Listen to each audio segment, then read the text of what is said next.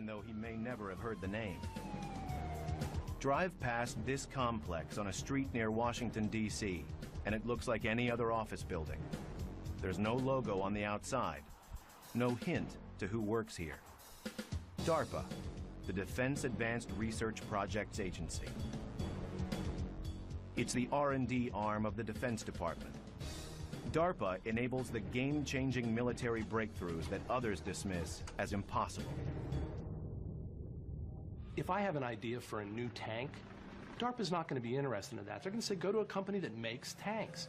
But if I have an idea for a hover tank or an invisible tank, and I can show a reasonable scientific plan to get to that end goal, DARPA's the one who's going to fund that.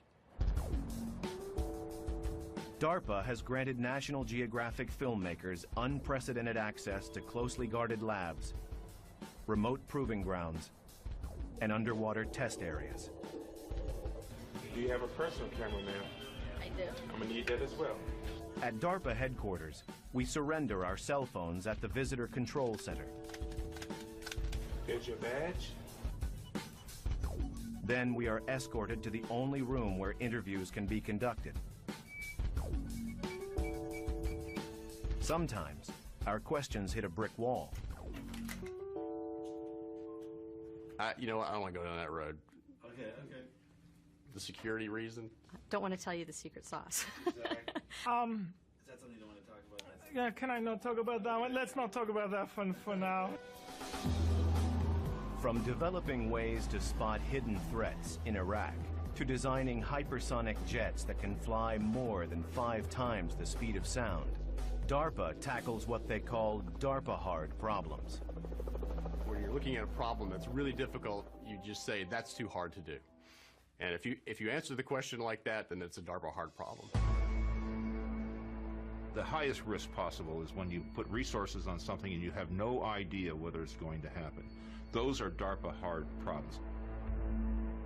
The problems that are too hard to solve are DARPA hard, we kill them. The world faces a new kind of terror that has transformed the nature of combat. America's warfighters have an urgent need for new weapons and defenses to fight a hidden enemy whose attacks are unexpected and deadly. He took shrapnel on the neck. He did. Case in point, how to defend our troops against rocket-propelled grenades. In Iraq, RPGs are a leading cause of combat death. They are cheap to make, fast, and lethal. RPGs can be fired from anywhere and race to their targets in seconds. A seemingly unstoppable threat. DARPA's solution, a revolutionary technology called Iron Curtain. The Iron Curtain was developed to protect lives, lives of people in armored vehicles, light armored vehicles, against threats such as rocket-propelled grenades. Many RPGs are so powerful they can penetrate a concrete wall or a foot of solid steel. It takes an RPG about 1/10 of a second to travel 15 yards to its target.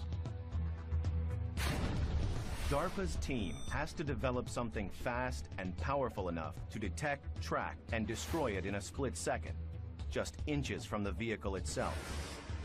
But can it be done?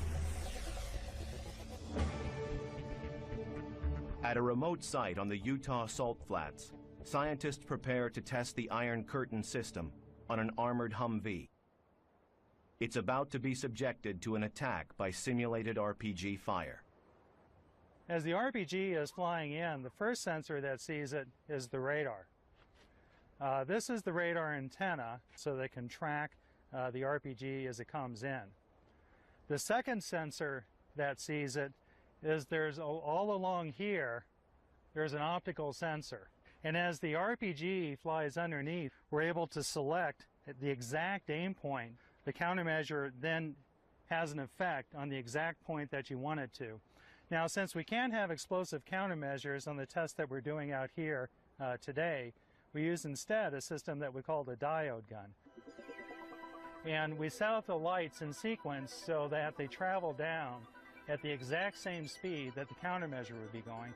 So we can see then With the high-speed camera that's operating at about 30,000 frames per second, we can see precisely where the countermeasure would have hit the RPG.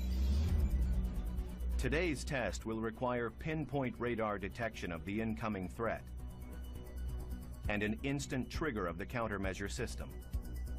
Before the test, the equipment must be calibrated. They aim the air cannon precisely using a laser. Okay, that's good. A little bit to the right. That looks good.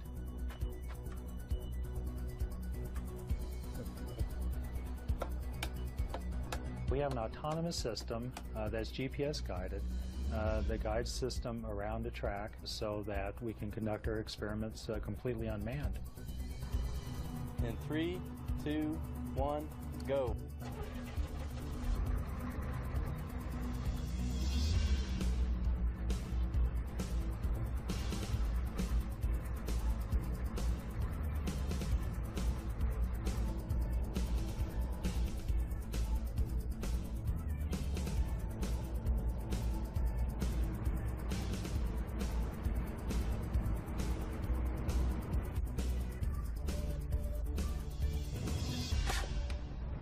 All right, let's watch the high speed. Only by examining the data can technicians tell if Iron Curtain worked in the critical time frame required. Footage shot by their high-speed camera indicates that the sensors detected the incoming RPG threat. The countermeasures would have effectively been deployed in time to stop the RPG in about 1/10 of a second.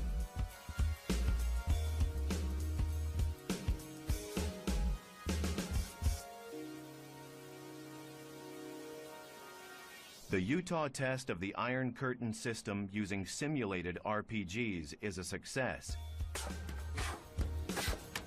But can Iron Curtain stop deadly live RPG fire? In the case of Iron Curtain, we have had several occasions where the system didn't work as planned, and the RPG did go high order and destroyed all of our apparatus. And you just pick up the pieces, in this case literally pick up the pieces, and you push on. In June 2008, the Iron Curtain system is tested again with live fire. We had a lot of confidence in the system, although I won't say that my heart wasn't up here. We took a shot. We detected with the radar. The optical system went on, told our countermeasure where to shoot. We shot it, held our breath. And sure enough, we deaded the RPG, went over, wiped the RDX, the explosive off the vehicle, and congratulated ourselves. On that particular Humvee, we only had 3/8" armor, which isn't much, and we shot 5 RPGs at it.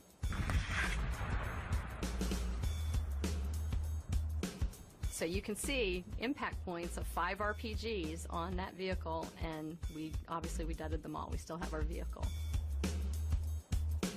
What exactly is the countermeasure dropping to disable the RPG? That remains DARPA's secret. And behind the scenes, DARPA found a way to give our warfighters a futuristic helping hand. On patrol in Iraq, America's soldiers can fall prey to sniper fire. To shield themselves, our warfighters must rely on 30 pounds of body armor for protection. With the rest of their gear, they must shoulder as much as 125 pounds. To give them the extra strength they need, DARPA goes to a place where fact meets science fiction. Scientist Steve Jacobson at Raytheon Sarcos, a leading robotics company in Salt Lake City, is working to create a new breed of soldier with superhuman powers. His creation, the exoskeleton, combines a man and a machine to offer extraordinary strength. If you put 200 pounds of body armor on somebody right now, they're going to walk about 300 feet. And if you put 200 pounds of body armor on somebody wearing an exoskeleton, they can walk all day. The exoskeleton mirrors the human body. A computer network serves as its nervous system. Hydraulic valves and actuators function as muscles. And its skeleton is made of aluminum. The challenge of putting a person inside a machine is a daunting one. When you put a machine around a person, there's all sorts of places where it interferes with your motion. It may abrade your skin. When you first put it on and it's not powered up, it feels very heavy because you're wearing a 200-pound robot, which is a lot of weight. Ready to power up? Power up. As soon as they power it up, all that weight goes away. And suddenly you feel like the Hulk.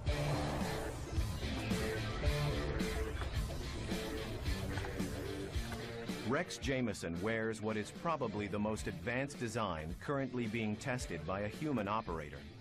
The risk is that it's extraordinarily fast and extraordinarily strong, so if it decides to do something, you know, I can't fight it.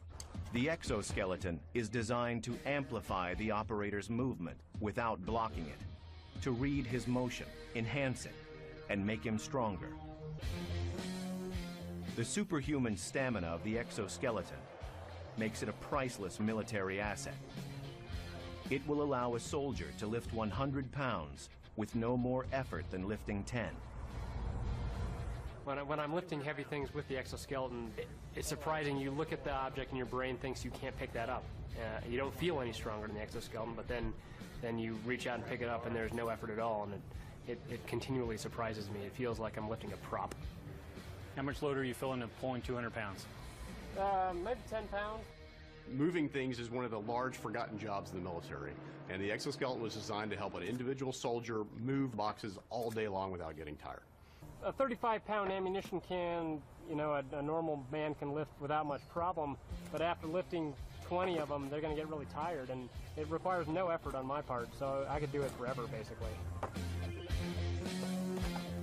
By reducing fatigue, the exoskeleton can enhance the combat performance of the warfighter. And the exoskeleton is more than strong.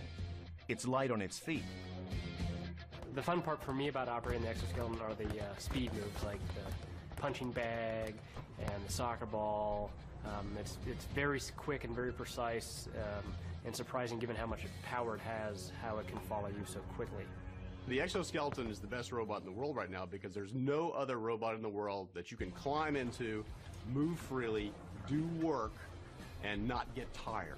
One of the joys of the exoskeleton is watching someone's face who sees it for the first time. Because to them, this has been science fiction, but all of a sudden science fiction's real. They see a machine on a person, and they know tomorrow's here. The Army is adapting the exoskeleton for supply handling, to help our troops bear the burdens of war. But strength and stamina are not enough.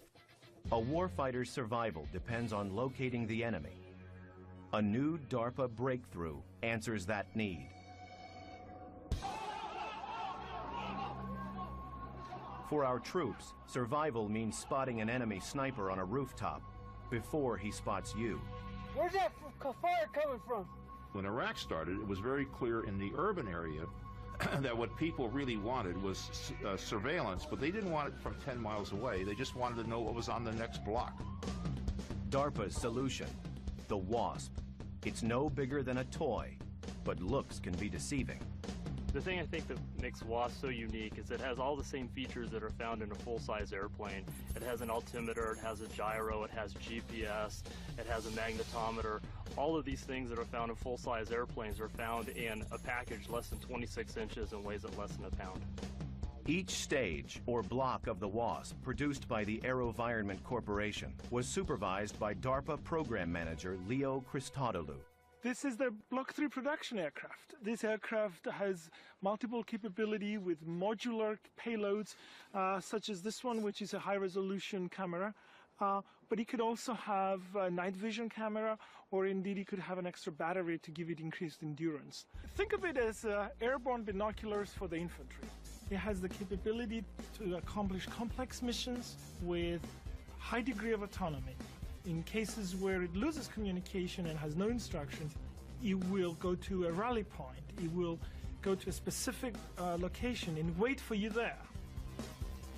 The WASP has already proved effective on covert combat missions, where it can be used to help detect snipers or terrorist hideouts. One of the key design objectives of the WASP was the ability for a single warfighter to quickly, efficiently, and easily assemble it and fly it in very short order.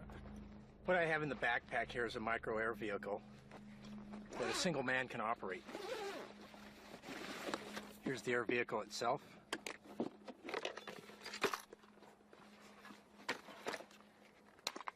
This is a night camera. And this is the camera we use for flying in the day. This is the controller I use to view the video and control the aircraft in while it's in flight. And this is the RF unit which sends up the command to the aircraft and then receives video. I'm here at a test range in California. We're going to send this armored vehicle somewhere out on the range, way out there, and I'm going to find it with this.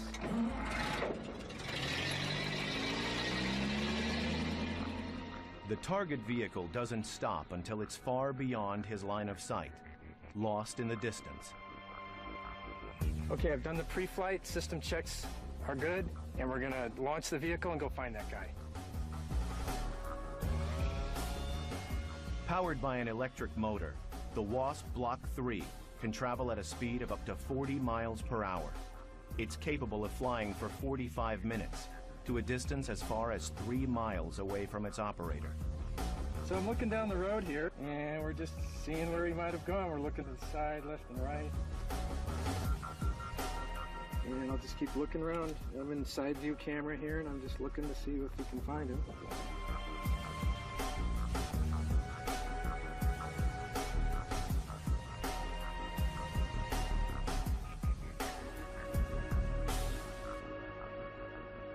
There he is, there's the vehicle. So we were able to find the vehicle. Even more surprising than how well the Wasp flies is the way it lands.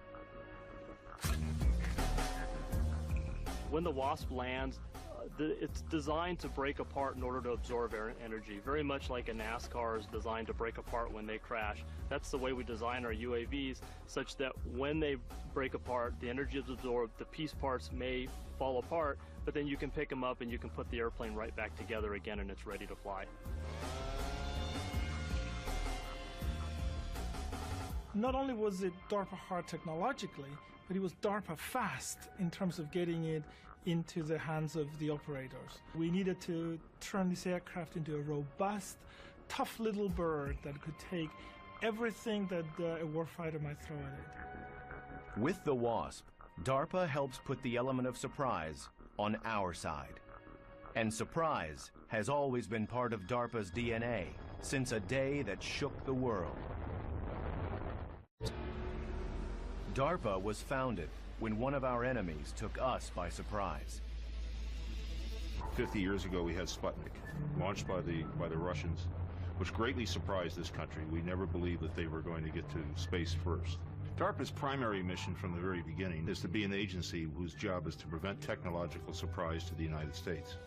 Over the years, we have found that the best way to prevent technological surprise is to create it. So we have gone out and created surprise in order to prevent it from happening to us. DARPA gave America the high-tech edge with breakthroughs like the Saturn moon rocket that began as a DARPA program and stealth technology. The reason you have a GPS receiver, the reason you have cell phones so small, because DARPA created the technology many years ago. Many other innovations that DARPA helped to pioneer, from the computer mouse to the internet, have transformed our lives. DARPA has been involved from the very beginning in enabling the technologies. If we could have a sticker, it would say DARPA inside. And that sticker would go to every high technology product there probably is. DARPA's quest for advanced technology ratcheted up after the deadly attacks of 9/11. Suddenly, we faced a determined and elusive enemy who posed an unnerving new threat. I had actually worked in the Pentagon at the time, and after 9/11, word came down that it was imperative that we had systems that could get places fast, over long distances. DARPA envisioned a game changer that could fly over 4,000 miles per hour, twice as fast as the fastest jet. Many times there's targets of opportunity and you have very little time to deal with those targets. A system that can fly 4,000 miles per hour from the continental United States has the ability to engage those targets in a very brief amount of time. In less than 2 hours, this extraordinary aircraft could fly 9,000 miles to carry a 12,000-pound payload to the enemy. But is such a revolutionary aircraft even possible? To find out, DARPA chose as one of its partners Lockheed Martin, a company that has developed many secret aircraft, including the U-2 spy plane and the SR-71 Blackbird, first aircraft to fly over 2,000 miles per hour. Their facility, called Skunk Works, is famous for its innovation and also for its secrecy. The access we're offering here today is really unprecedented. This facility has well over 1 million square feet and just a few windows. The reason for that is we want to prevent physical access from people looking inside the windows, but also to prevent sounds from being transmitted, as sounds could oscillate through the windows and transmit classified or sensitive conversations. Occasionally we have security areas that require supplemental security protection. In this case, we have white noise being piped in to prevent classified or highly sensitive discussions from being overheard by a casual passerby. Few discussions at Skunk Works cover subjects as sensitive as this one, a bold new aircraft concept design known as the HTV-3X. Pratt & Whitney Rocketdyne has the formidable challenge of developing the scramjet engine. A scramjet is purely a supersonic combustion ramjet. To put that in perspective, it's almost like trying to keep a match lit in a hurricane, because the speed of the air blowing past it is in fact supersonic. Instead of being restricted to a launch pad like a missile, the HTV-3X will have the game-changing capability to take off and land from any regular runway, offering strategic flexibility in a national emergency. To take off and land safely on runways calls for a relatively large wing, but to fly at very high speeds demands a much smaller wing. Can we make the control surfaces larger? How to create one aircraft to do both poses a double-edged design problem. We recently returned from the Lockheed Martin low-speed wind tunnel where we tested our low-speed aerodynamics for the HTV-3X. Low-speed testing for the Falcon program is part of making Falcon an airplane as opposed to a missile. An aircraft must take off and land gracefully, which means it must fly at low speeds to use existing runways. And so therefore, low-speed testing of these high-speed configurations is critical. Okay, let's get back together in 2 days and let's see what we got. Move on from there. The details of the Falcon project remain a closely guarded secret, and DARPA scientists intend to keep them that way. While DARPA enhances our potential for hypersonic flight, they also set their sights on helping our combat swimmers. These warfighters often swim long distances to shore before entering combat and risk arriving too exhausted to safely complete their mission. In the animal world, there are some extremely efficient swimmers. And we started looking at those animals to learn how they swim and see if we can transfer the methods that they use over to people. This is a pretty close copy of a penguin wing, elliptical in profile. It was actually a failure. Didn't work at all in this case. This wing is very similar to what you'd find on the back of a whale on its tail. Very efficient, very hard to manufacture, so we actually designed it out. And finally, this wing has the aspect ratio of the whale's tail wing, but without the bumps on the front. This is our finished wing, our finished product here. Something easy to produce, but performs just as well as the nature-inspired wing there. The resulting device, called Power Swim, harnesses human muscle for swimming as never before. With swim fins, a combat swimmer burns 400 calories an hour, but with Power Swim, he burns less than 100. DARPA program manager Jay Lowell shows how the Power Swim device operates. The way this works is you buckle this into your leg. You have these springs that help maintain the angle of attack of the wing appropriately, and this back stabilizer foil, which gives you something to kind of push against with your lower part of your leg. And you're essentially going to bend your knees and drive this spar away from and towards your body. When you're doing that, the foils are catching the water. It propels the whole device forward. At the Naval Surface Warfare Center in Maryland, Jay Lowell has set up a speed comparison test. A diver using power swim against a barefoot diver and one with swim fins. The three swimmers move into position for the race. An underwater signal serves as the starting gun. Like a shot, he's taking them even from the start. Look at that. The diver with power swim finishes first. The one with swim fins is left behind. And the barefoot one isn't even close. The reason we feel that the power swim device is a very significant advance, perhaps the most significant propulsion advance since the swim fin, is that we've managed to improve the efficiency of that diver from 10% to 75% efficient.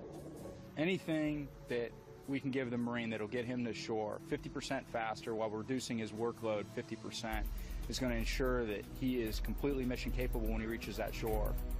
Power swim allows combat divers to swim up to twice as fast and 4 or 5 times farther than before without getting tired. It means they can be dropped off at greater distances from shore, so they're less likely to be detected by the enemy. But this creates another problem. Because they're farther out at sea, combat swimmers face a higher risk of getting lost, and it's imperative they know exactly where they are at all times. To solve this new DARPA hard problem, the agency developed another breakthrough, the Tactical Underwater Navigation System, or TUNS. The TUNS unit combines an advanced compass and depth gauge with a state-of-the-art sonar system, giving the warfighter his exact position at all times.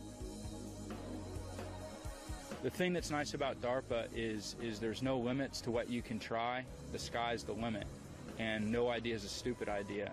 And so all that does is set all these projects up for success in the long run because they listen to everybody. DARPA innovations enable our combat swimmers to steer a safe course through hostile waters. And in Iraq, DARPA is helping our warfighters to face their deadliest threat. Improvised explosive devices, or IEDs, have killed over 1,700 Americans and wounded many more. They can be buried by the side of the road, hidden in ordinary objects, and triggered by cell phones. IEDs pose an invisible and ever-present danger. The DARPA hard problem: locate these explosive devices without setting foot inside the deadly blast radius. DARPA's solution: the MAV, for Micro Air Vehicle. When the MAV successful flight test was first publicized, I got a call from a warfighter currently deployed who said, "We need that now." The MAV was developed to have a unique hover and stare capability. They really needed something that would allow them to see over the next hill or around the next corner. The ability to go to a target area and persistently stare at that area and give them situational awareness. Weighing only 4 pounds, the MAV's remarkable motor delivers as much power as a 25-pound lawnmower engine and literally sucks the MAV through the air. Air is sucked into that duct by this fan. That's creating the aerodynamic lift. The ducted fan air vehicle configuration provides vertical flight capability. Plus, it has no exposed moving parts for safety around soldiers, Marines, and airmen. It can actually fly backwards, forwards, anything it needs to do to compensate for the wind and to put its sensor on its target. The MAV's sensors include a camera that can detect and recognize man-sized targets at more than 800 feet in daylight and more than 400 feet at night. But today, Honeywell program manager Vaughn Fulton and his team will determine whether the MAV can locate a much smaller target, a concealed simulated IED. In a nearby control center, technicians monitor the MAV's data.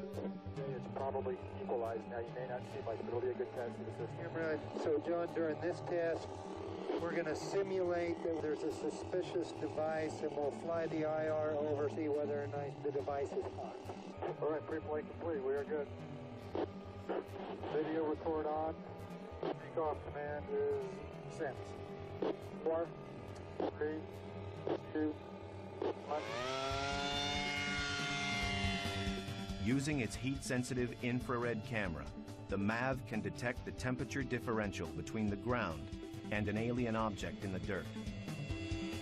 Let's see if we can get in a little bit closer to the constraint where I can move the vehicle for this test.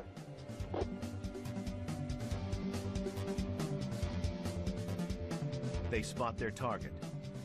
The MAV's infrared camera detects what the naked eye cannot. Definitely something man-made, different temperature than the surrounding area, so certainly something that you would want to go investigate.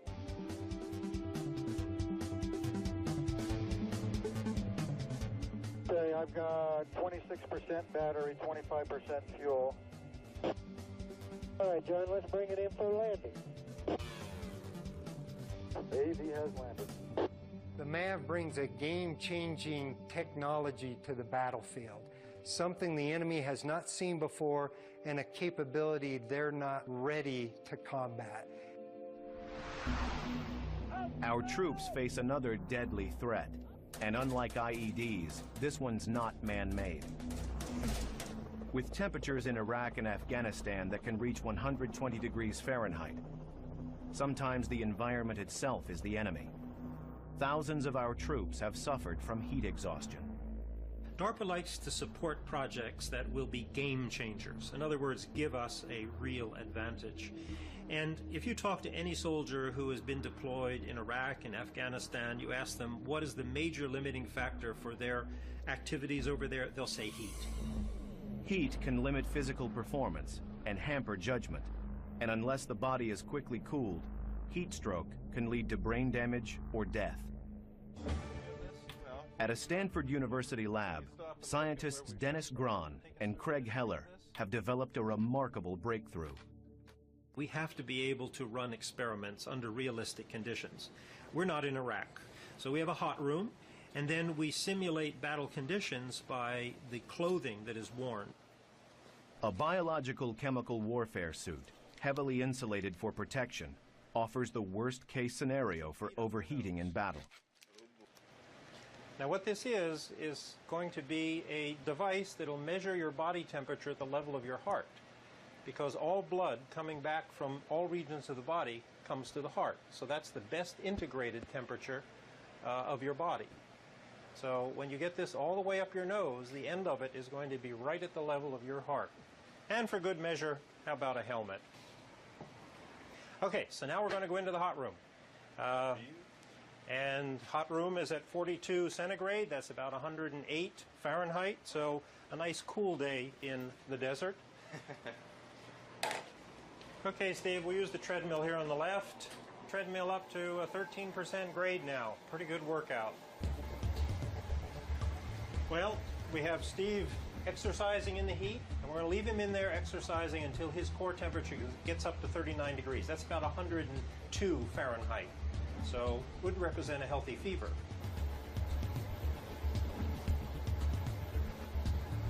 When his core temperature reaches 102 degrees Fahrenheit, he is even more heavily insulated. Okay, Steve, we've now simulated full biological chemical warfare gear by insulating your hands, which would normally be covered with gloves, your face and head, which would be covered by gas mask, goggles, helmet, and your feet, which would be covered by boots. How do you feel? Kind of warm. Kind of miserable, huh? Okay. Steve is left to rest in the hot room, but his temperature still hovers at a feverish 102 degrees Fahrenheit. Okay, Steve, time's up. So let's make you feel a little bit better. Craig will cool Steve off using a revolutionary device. They call it the glove. The gloves are activated, so now we can see how much heat we can actually suck out of your hands. All right, looking forward to it. The cool water, which is perfusing this metal cylinder, is going to take heat away from your hands. The hot blood is coming into your hand. It's being distributed in this big network of blood vessels just under the palm, and that heat's being transferred to the metal cone. The cool blood is going right back to your heart and being distributed through the core of your body. Feels good. Even though he is heavily insulated, as the cool water circulates through the glove, Steve's temperature immediately starts to drop and will soon reach a safe level. The glove that can protect warfighters from heat stroke can also save the lives of those suffering from extreme cold, including combat swimmers, who sometimes spend 8 hours in freezing water to perform a mission.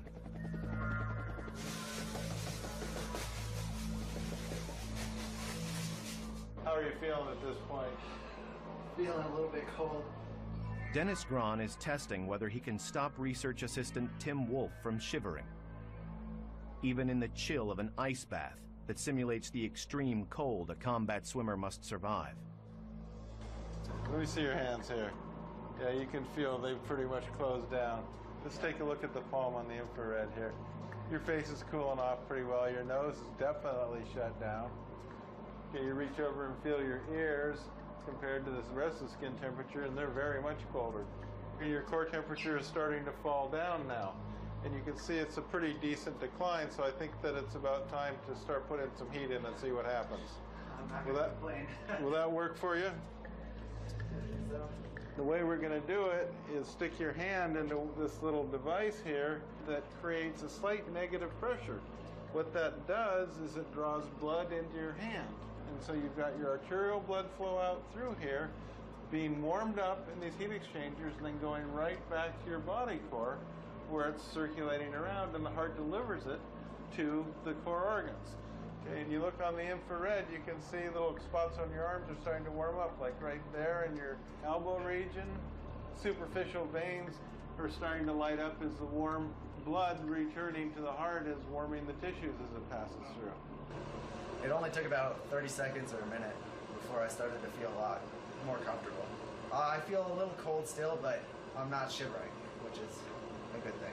I think that if this was a real situation and I was really stuck in cold water like this, that these things would be a real lifesaver. As dangerous as the physical stress of extreme environments is the mental stress of combat. There, too, DARPA readies the warfighter to step into harm's way. To help our troops prevail in the second-by-second ordeal of combat, DARPA experts have developed a remarkable innovation in mission rehearsal. You're being transported out to the area. On the way there, you open up your laptop, and now you see a full 3D recreation of the area you're going to be in. You've never been there before, but it's been built up from you from actually accurate data, so that when you land on the ground, it feels like you've already been there before. The real-world 3D simulation combines the latest satellite data, ground photographs, and drone footage for a depiction of the combat site so accurate the warfighter can rehearse his mission as never before. Just the ability to be able to travel the terrain in a mission set in a virtual environment is invaluable. Walking terrain you've never seen before has its own hazards, but if I could have just the rehearsal of walking the terrain, that's tremendous. The real-world 3D simulation gives the warfighter an extra edge to avoid deadly surprises in combat. Another critical operation for troops is intelligence gathering through surveillance missions, but flying over enemy territory is extremely dangerous. A recent DARPA breakthrough, the A-160, can conduct surveillance at high altitude over long distances without placing a human life at risk. The A-160 does not have a pilot in the traditional sense. The people in the ground control station, including myself, have control over the bird through a data link where we give it airspeed, heading, velocity commands.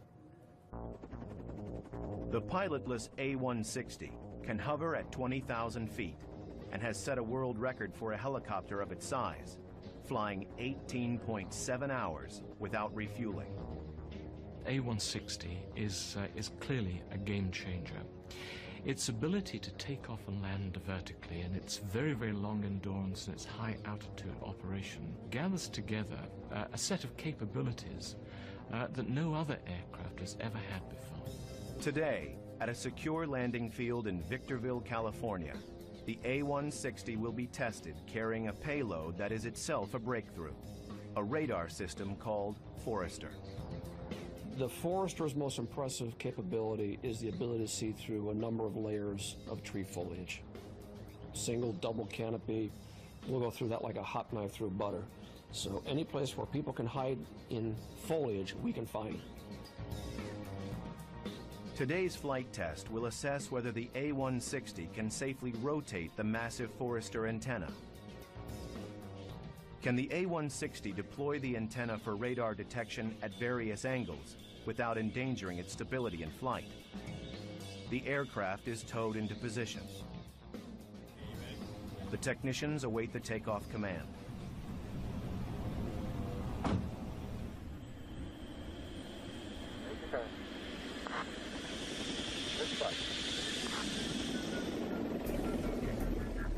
Shadowed by a chase helicopter, the A-160, carrying the Forester antenna, climbs to its programmed altitude for the test to begin. Altitude, 5,000 feet. Can the pilotless aircraft remain stable as it deploys the radar antenna for the first time, subjecting the aircraft to maximum torque? It's time to find out.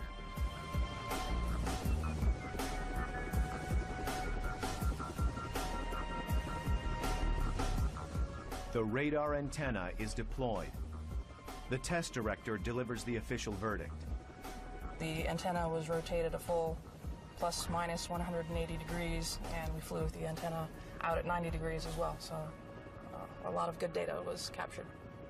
Today's flight completed a lot of the unknown territory and questions we had with the antenna installed on the A-160. We're very, very pleased with the performance. The flight test determined that the A-160 could safely deploy the Forester antenna at any angle without endangering the aircraft's stability. The A-160 can be operated in fully autonomous mode, where we give it a mission plan and then it goes through and executes those commands with no input from the operator. Capable of flying complex missions without a pilot, the A-160 can carry a 1,000-pound payload, weapons, supplies, and more. It has the potential to go in and perhaps rescue somebody from a situation that you wouldn't be able to get a person out of otherwise. The aircraft can fly it autonomously, perhaps get that person out and bring them back to safety. No matter how complex the technology, the A-160, like many DARPA innovations, has a simple goal: to save lives. For 50 years, no idea has been dismissed as impossible if it could protect America's warfighters and keep surprise on our side. And the next 50 years, the people who know DARPA's secrets can only hint at the surprises to come. There are many game changers that we're working on. Some are as dramatic as having aircraft that stay up for 5 years. What I see happening in the future is that you'll take precision, bring it down to the level of a bullet, where you actually guide a bullet through flight and change course to the target. Aircraft which reconfigure themselves in flight. They do it automatically, perhaps a little bird-like. They change their wing configuration. They can maneuver in ways that we've not done it in the past. Many of the things DARPA works on are classified, so we can't tell you what they are. But what I can tell you is many of those developments are going to change our lives. In the past 50 years, among its many breakthroughs, DARPA helped bring us the internet